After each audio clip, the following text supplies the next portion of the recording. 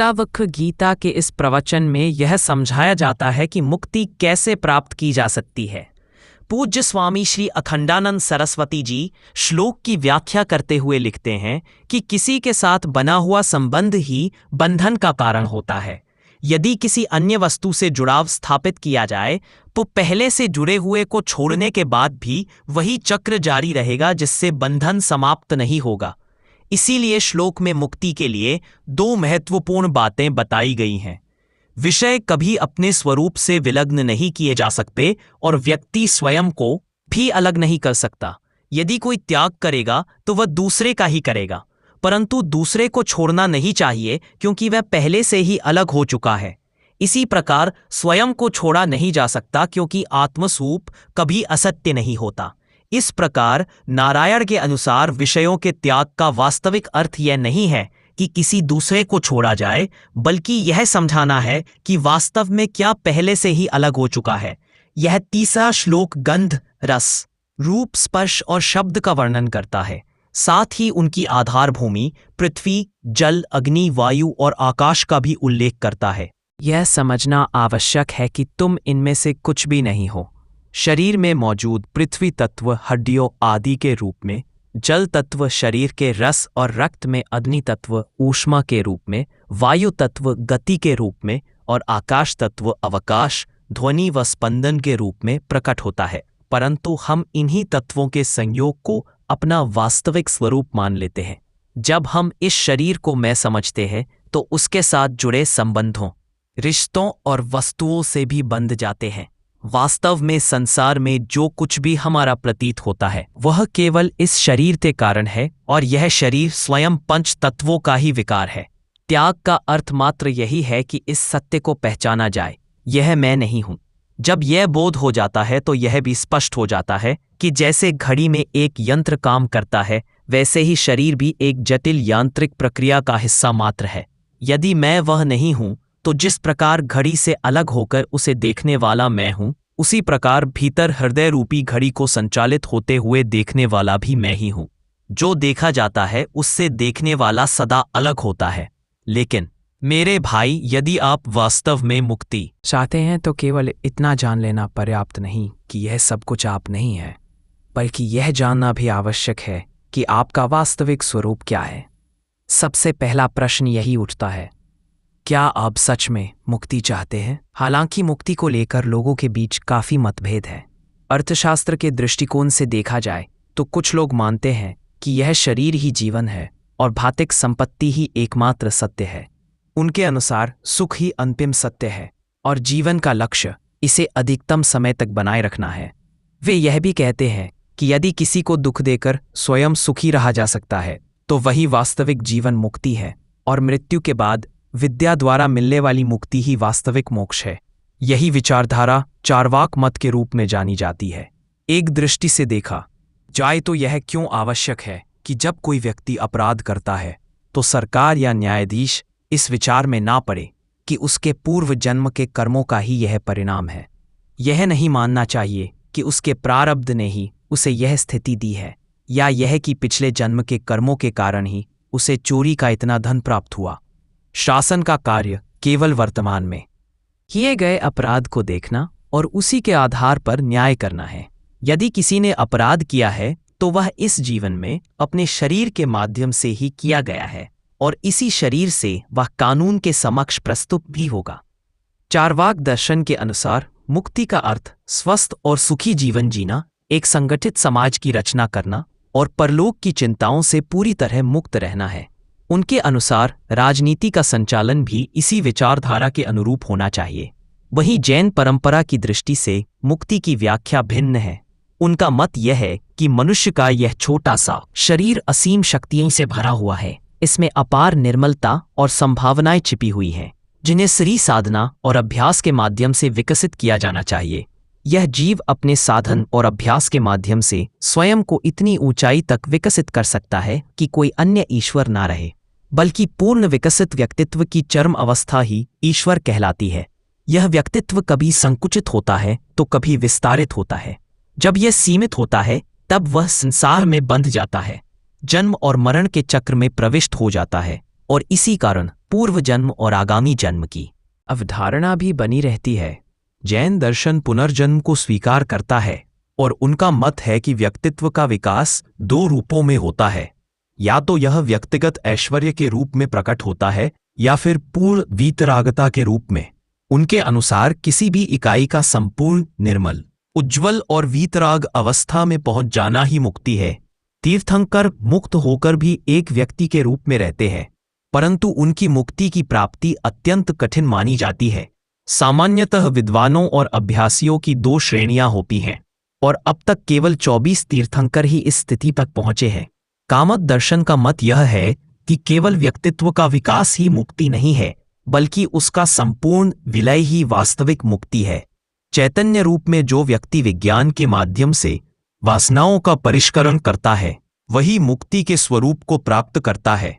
उनके लिए निर्माण, महानिर्वाण, परिनिर्वाण और अतिनिर्वाण जैसी अवस्थाएं मुक्ति का ही रूप मानी जाती हैं।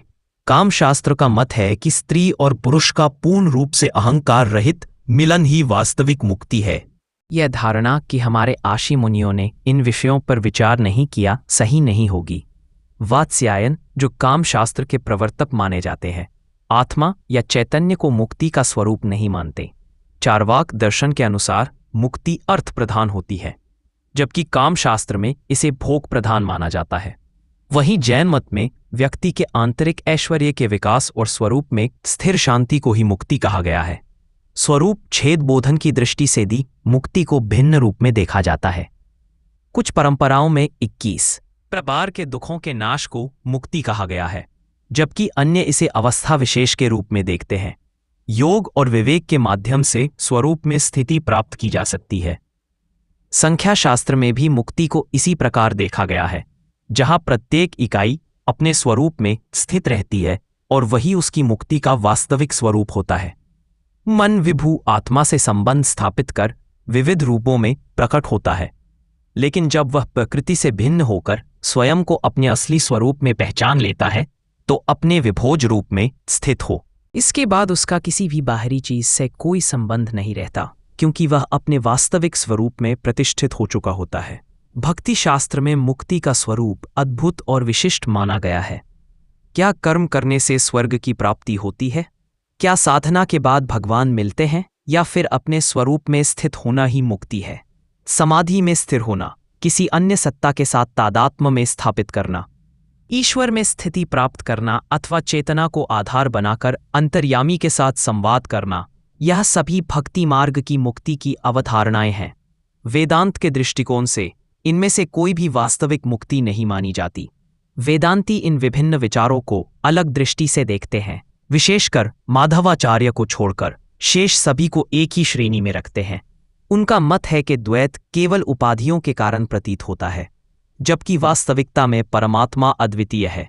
इस कारण जगत उससे पृथक नहीं है और जीवात्मा केवल उपाधियों के कारण स्वयं को परमात्मा से भिन्न अनुभव करता है। किंतु भक्ति सिद्धांत के अनुसार यह भेद मात्र आज्ञा से उत्पन्न नहीं हुआ है, बल्कि यह भी उपाधियों के कारण ही प्रकट होता है। यह एक रोचक विषय है। कहा जाता है कि केवल आज्ञा से ही जीवात्मा मुक्त नहीं हो सकता, बल्कि उसे ईश्वर की भक्ति करनी चाहिए और ईश्वर की कृपा से ज्ञान प्राप्त करना चाहिए। श्री रामानुज, श्री वल्लभ और श्री नंबारकाचार्य का मत है कि भक्ति से युक्त ज्ञान के माध्यम से ही परमात्मा की अनुभूति संभव है। उनके अनुसार परम तत्व अद्वितीय है, ना तो जगत परमेश्वर से भिन्न है, ना ही जीव उससे अलग है। माधवाचार्य जी मानते हैं कि जगत परमात्मा से अलग नहीं है, लेकिन जीवात्मा एक स्वतंत्र चेतन सत्ता है और परमेश्वर में ही स्थित रहती है। उनके अनुसार इस प्रपंच से जो वर्तमान संबंध है उसका विलय हो जाना ही मुक्ति है। वही प्रभाकर मत के अनुसार दुखों के पूर्ण अभाव और उनके परिपालन को ही मुक्ति कहा जाता है।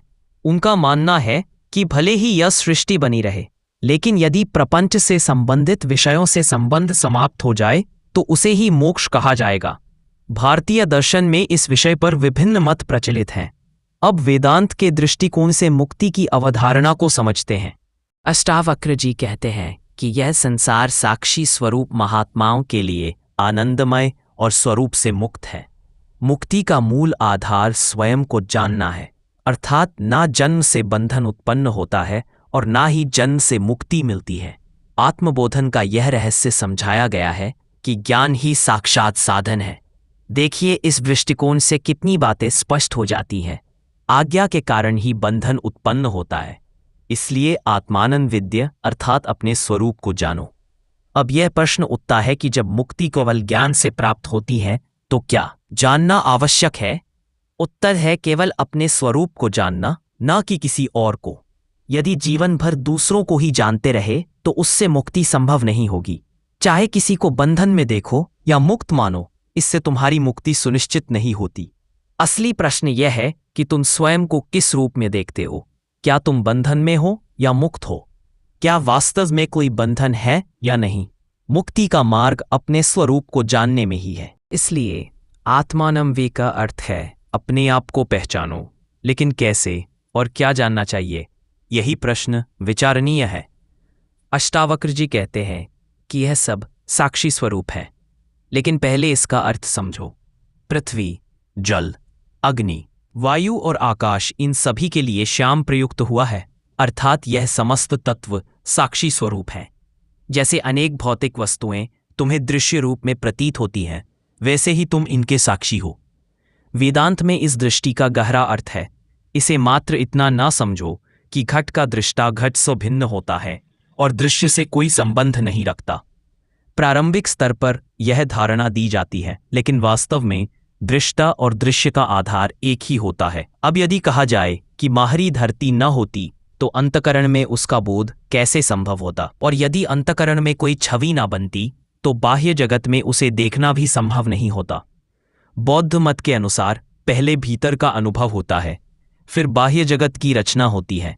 वहीं न्यायिक और वैशेषिक मत के अनुसार पहले बाह्य जगत की अनुभूति होती है, फिर अंतकरण में उसका प्रतिबिंब बनता है। परंतु वेदांत कहता है कि बाह्य और आंतरिक दोनों ही तुम्हारे मन की वृत्तियों के विभिन्न रूप है।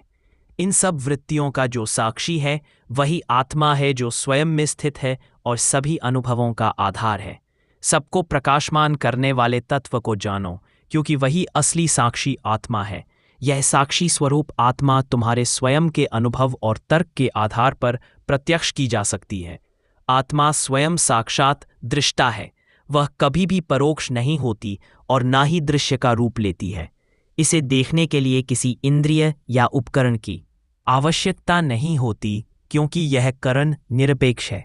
अब प्रश्न उठता है कि यह क्या है? उत्तर मिलता है चित्त स्वरूप। इसका दृश्यता से कोई संबंध नहीं, बल्कि यह साक्षी स्वरूप आत्मा ही मुक्ति का आधार है। यह नित्य सिद्ध और नित्य विद्यमान है, लेकिन इस पर अविद्या के प्रतिबंध के कारण बाधा आती है। इस अज्ञान के निवारण के लिए आत्मानं विधि अर्थात अपने आप को जानो का मार्ग अपनाने की आवश्यकता है। यही अष्टावक्र जी का उपदेश है जो आत्म साक्षात्कार की ओर ले जाता। यदि इस ज्ञान ने आपके भीतर थोड़ी भी रोशनी जगाई हो तो वीडियो को लाइक करें, अपने साथियों तक पहुंचाने के लिए शेयर करें और ऐसे ही आत्मज्ञान से भरे संदेश पाने के लिए चैनल को सब्सक्राइब करना न भूलें।